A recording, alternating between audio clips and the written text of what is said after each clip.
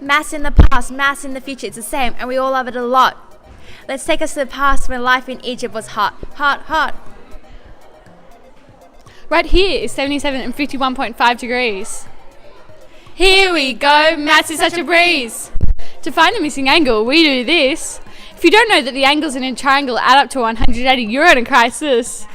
The value of the missing angle is 180 minus 112.5. The missing angle now equals 67.5.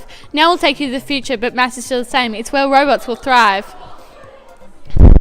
They use maths to stay alive. Maths is what wires the robot's brain. Whether it's in the past or the future, shapes are still in the frame. Let me tell you how we can make this less lame. We're going to build a futuristic robot for fame. So let's play the game! How to build a robot!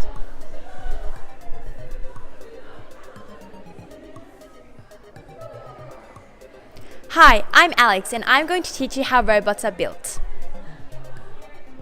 First, we will build the feet of the robot by creating two semicircles. Each semicircle has a radius of 5 cm and an area of approximately 39 cm squared each.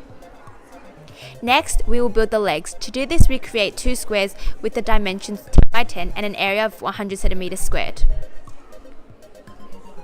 Moving on to the body, we will make a large square with dimensions of 20 by 20 and an area of 400 cm squared. Now let's create the upper arm by using two straight lines that are 8 cm each, placed on either side of the body.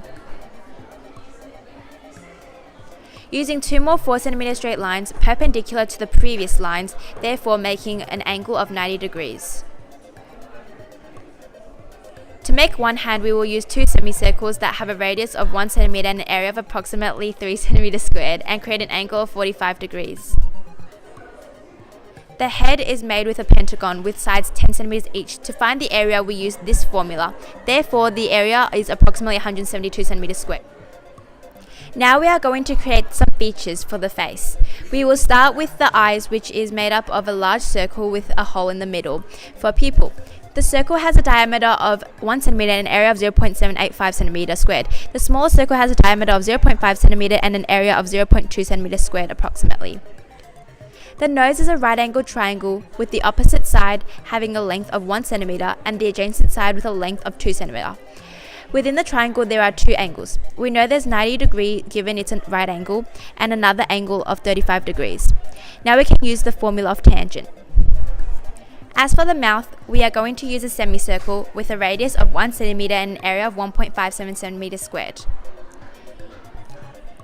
Yay! Our robot is complete! Say hello to bots, everyone. Although this is a much simplified version of how robots are actually built, it introduces the basic maths that are involved in these future inventions. Let me explain more about the maths in robots. They use sensors which turns measurements into numbers without being in knots. To avoid collision, the robot monitors the numbers coming from the ultrasonic detector. They calculate the distance into the obstruction, which may be a hectare. Speed equals distance divided by time. This is how they know how far the object is and when they will chime. A robot can use their hands to pick up things since the arm has a joint but no wings. The grasper is determined by the angles at the joint of the arm and the length of the sections of the arm. We use trigonometry to work out the length and the angle of the joint. This is where the grasp will be since it is the point. Robots have a brain just like us. How do they learn, you may ask? They use statistics to work out the average shape of a letter after it learns what the shapes of them are. With lots of wiring of the robot's brain, they can now recall things and stay sane.